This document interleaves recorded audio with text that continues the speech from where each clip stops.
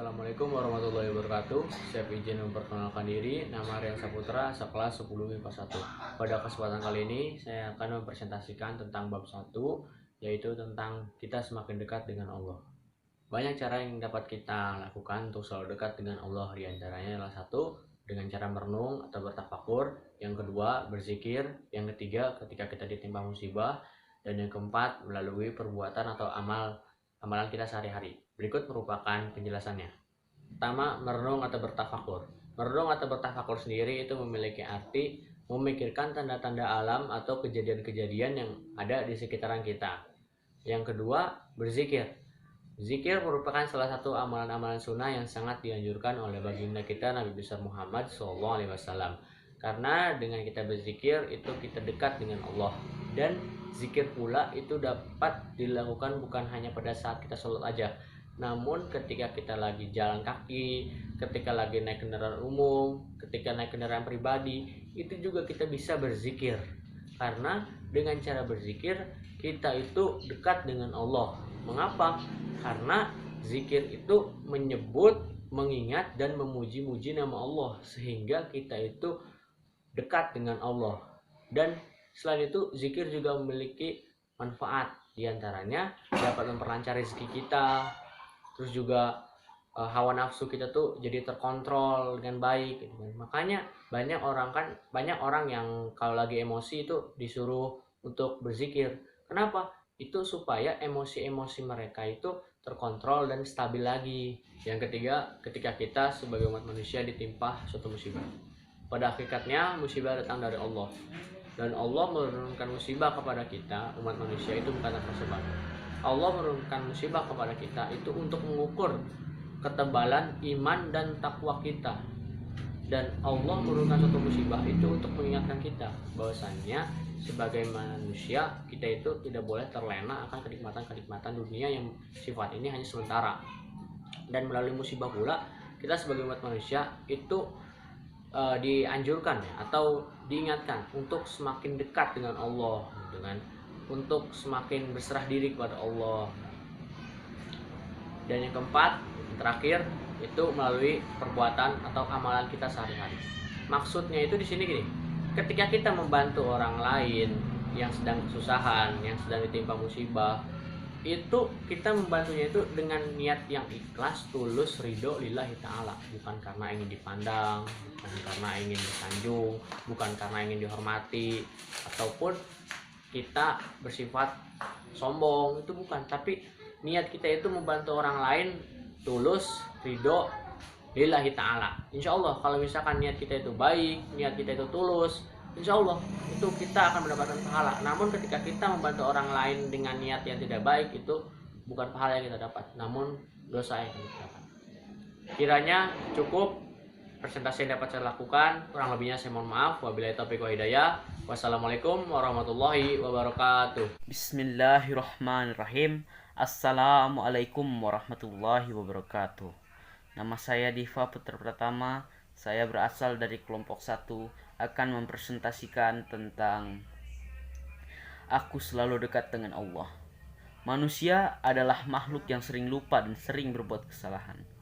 Al-insanu mahalul hatta wa annishan, yang artinya manusia itu tempatnya salah dan dosa. Dalam sebuah hadis, Rasulullah Shallallahu Alaihi Wasallam bersabda, "Kulu bani Adamah hattaun wa khairul hattaina at-taibuna." Setiap keturunan Adam alaihi salam pasti melakukan kesalahan, dan orang yang baik adalah orang yang kembali dari kesalahan atau dosa.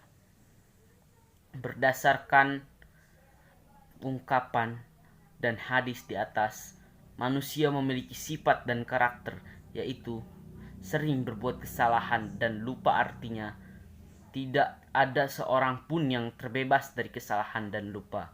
Namun demikian tidaklah benar jika dikatakan bahwa tidak mengapa seseorang melakukan kesalahan dengan berdalih bahwa hal tersebut merupakan sifat manusia. Sebagai seorang yang beriman, kita dituntut untuk selalu melakukan refleksi dan perenungan terhadap apa yang telah kita perbuat. Ketika seseorang terlanjur melakukan kesalahan, bersegeralah untuk kembali ke jalan yang benar dengan bertaubat dan tidak mengulanginya lagi. Demikian pula dengan sifat lupa, kadang menjadi sebuah nikmat dan juga bencana. Lupa dapat menjadi nikmat manakala seseorang terlupa dengan kejadian sedih yang pernah menimpanya. Dapat dibayangkan betapa sengsaranya jika seseorang tidak melupakan kisah sedih yang pernah dialaminya.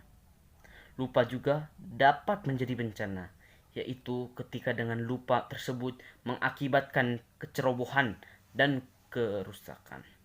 Banyak di antara manusia karena lupa melakukan sesuatu mengakibatkan manusia tersebut akan melakukan kesalahan yang dapat merugikan dirinya dan orang lain. Sekian presentasi dari saya. Kurang lebihnya mohon maaf. Wabillahi taufiq wal hidayah. Wassalamualaikum warahmatullahi wabarakatuh. Assalamualaikum warahmatullahi wabarakatuh. Izin memperkenalkan diri, nama Afrizal Maulana, asal kelas 10 MIPA 1. Saya akan mempresentasikan tentang Asmaul Husna. Pengertian Asmaul Husna. Asmaul Husna terdiri atas dua kata, yaitu asma yang berarti nama-nama dan husna yang berarti baik atau indah. Jadi Asmaul Husna dapat diartikan sebagai nama-nama baik lagi indah yang hanya dimiliki oleh Allah Subhanahu wa taala. Sebagai bukti keagungannya, kata Asmaul Husna diambil dari ayat Al-Qur'an, Quran surat Toha ayat 8 yang artinya Allah Subhanahu wa taala tidak ada Tuhan melainkan Dia. Dia memiliki Asmaul Husna, nama-nama baik. Allah berfirman dalam Al-Quran surat Al-A'raf ayat 180, yaitu tentang Asmaul Husna. Dalam ayat lain juga dijelaskan Asmaul Husna merupakan amalan yang bermanfaat dan mempunyai nilai yang tak terhingga tingginya. Berdoa dengan menyebut Asmaul Husna sangat dianjurkan menurut ayat tersebut. Hadis Rasulullah Shallallahu Alaihi Wasallam yang diriwayatkan Imam Bukhari. An Abi Hurairah radhiyallahu anhu anna Rasulullah sallallahu alaihi wasallam qala innalillahi is'atau wa tis'ina isman mi'atan illa wahidan man ahsaha dakhalal jannah. Artinya, dari Abu Hurairah RA, sungguh Rasulullah Shallallahu Alaihi Wasallam bersabda, sesungguhnya Allah Subhanahu Wa Taala mempunyai 99 nama, 100 kurang 1. Barang siapa yang menghafalkannya, maka ia masuk surga. Berdasarkan hadis di atas, menghafalkan Asmaul Husna akan mengantarkan orang yang melakukannya masuk ke dalam surga Allah Subhanahu Wa Taala. Apakah hanya dengan menghafalkannya seseorang dengan mudah akan masuk ke dalam surga? Jawabannya tentu saja tidak, karena menghafalkan Asmaul Husna harus diiringi juga dengan menjaganya, baik menjaga hafalannya dengan terus-menerus mendzikirkannya maupun menjaganya dengan menghindari perilaku-perilaku yang bertentangan dengan sifat-sifat Allah Subhanahu wa taala dalam Asmaul Husna tersebut. Sekian, terima kasih. Wassalamualaikum warahmatullahi wabarakatuh. Assalamualaikum warahmatullahi wabarakatuh. Siap izin memperkenalkan diri, nama saya Keisha Sakila Zalfia, saya dari kelompok 1. Di sini saya akan mempresentasikan tentang Asmaul Husna. Al-Karim secara bahasa mempunyai arti, yaitu Maha Mulia, yang Maha Dermawan maupun Maha Pemurah. Secara istilah, Al-Karim diartikan bahwa Allah Subhanahu wa taala yang Maha Mulia lagi Maha memberi anugerah atau rezeki kepada semua umatnya ataupun makhluk hidup, dapat pula dinamakan sebagai zat yang sangat banyak memiliki kebaikan. Maha Pemurah memberikan nikmat dan keutamaan baik ketika diminta maupun tidak diminta.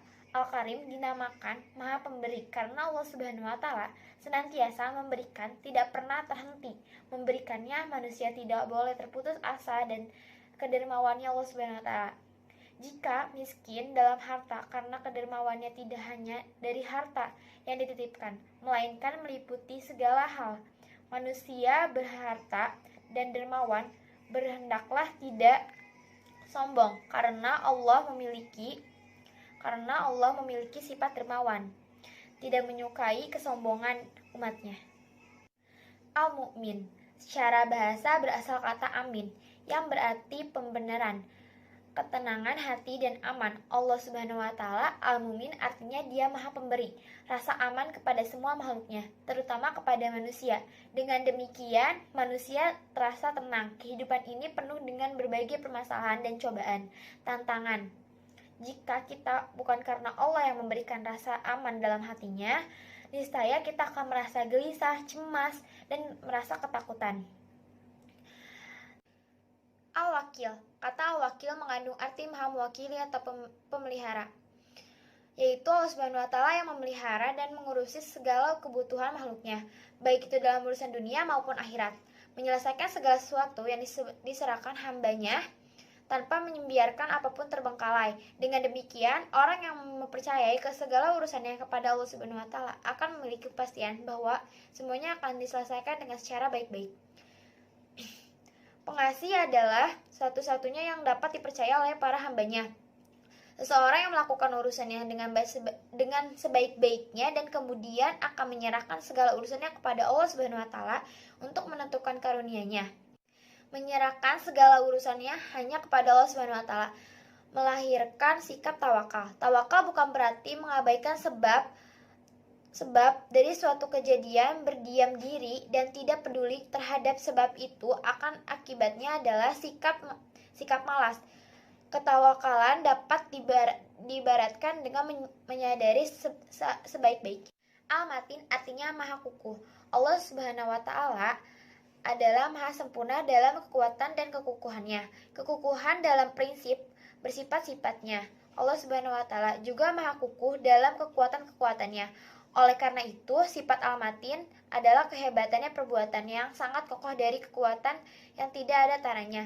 Dengan demikian, kekuatan Allah Subhanahu wa taala yang memiliki rahmat dan azab terbukti ketika Allah Subhanahu wa taala memberikan rahmat kepada hamba-hambanya.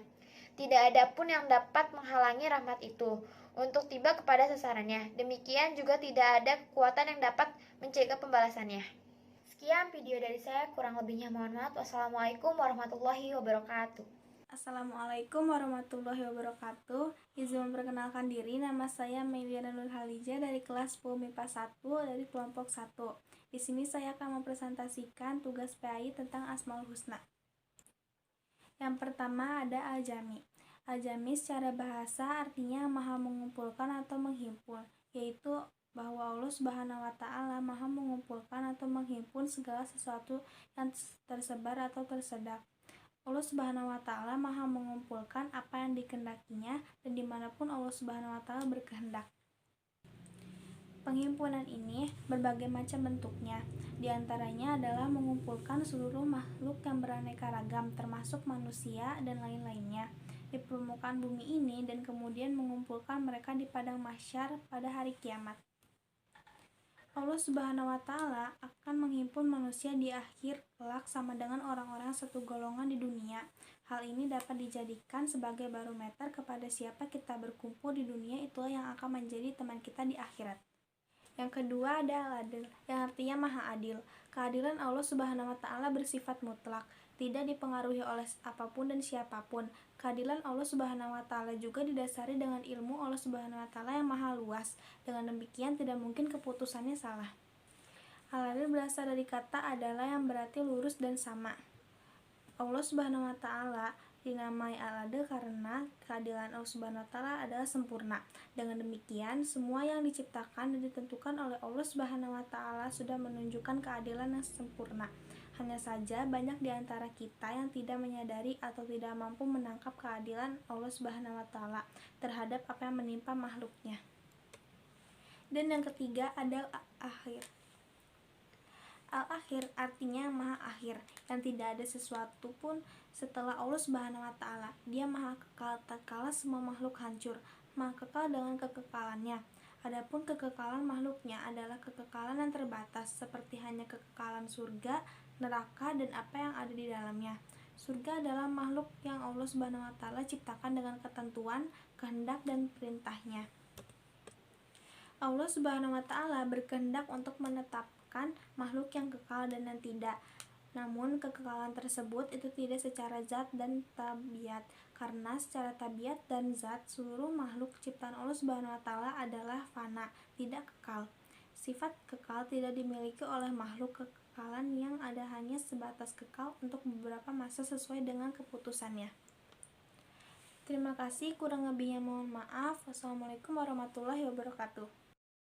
Assalamualaikum warahmatullahi wabarakatuh. Siap izin memperkenalkan diri, nama saya Putri Nabila Maharani dari kelompok 1. Di sini saya akan mempresentasikan penerapan perilaku mulia.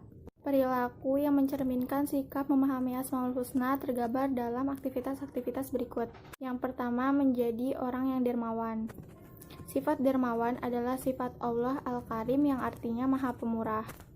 Sehingga sebagai wujud keimanan tersebut, kita harus menjadi orang yang pandai, membagi kebahagiaan kepada orang lain dalam bentuk harta maupun tidak. Wujud kedermawanan tersebut misalnya, selalu menyisihkan uang jajan untuk kotak amal setiap hari Jumat, membantu teman yang sedang dalam kesulitan, dan menjamu tamu yang datang ke rumah. Yang kedua, menjadi orang yang jujur dan memberikan rasa aman. Wujud dari meneladani sifat Allah Al-Mu'min adalah sebagai berikut. Menolong teman atau orang lain yang sedang dalam bahaya atau ketakutan, menyingkirkan duri, paku, atau barang lain yang ada di jalan yang dapat membahayakan pengguna jalan, dan membantu orang tua atau anak-anak yang ingin menyeberangi jalan. Yang ketiga, senantiasa bertawakal kepada Allah Subhanahu wa taala. Wujud dari meneladani sifat Allah Subhanahu wa taala Al-Wakil sebagai berikut. Menjadi pribadi yang mandiri dan belajar atau bekerja sungguh-sungguh karena Allah. Yang keempat, menjadi pribadi yang kuat dan teguh pendirian. Wujud dari meneladani sifat Allah Al-Matin sebagai berikut. Tidak mudah terpengaruh oleh rayuan atau ajakan orang lain untuk melakukan perbuatan tercela, dan kuat dan sabar dalam menghadapi setiap ujian dan cobaan yang dihadapi. Yang kelima, berkarakter pemimpin. Wujud dari meneladani sifat Allah Al-Jami sebagai berikut. Mempersatukan orang-orang yang sedang berselisih, rajin melaksanakan salat berjamaah, dan hidup bermasyarakat agar dapat memberikan manfaat kepada orang lain. Yang keenam, berperilaku adil. Wujud dari meneladani sifat Allah Al-Adil sebagai berikut. Tidak memihak atau membela orang yang bersalah, dan menjaga diri sendiri, orang lain, dan lingkungan sekitar dari kezaliman. Ketujuh, menjadi orang yang bertakwa. Wujud dari meneladani sifat Allah Al-Akhir sebagai berikut. Selalu melaksanakan perintah Allah dan meninggalkan larangan Allah. Itu saja yang bisa saya sampaikan, kurang lebihnya mohon maaf. Wassalamualaikum warahmatullahi wabarakatuh.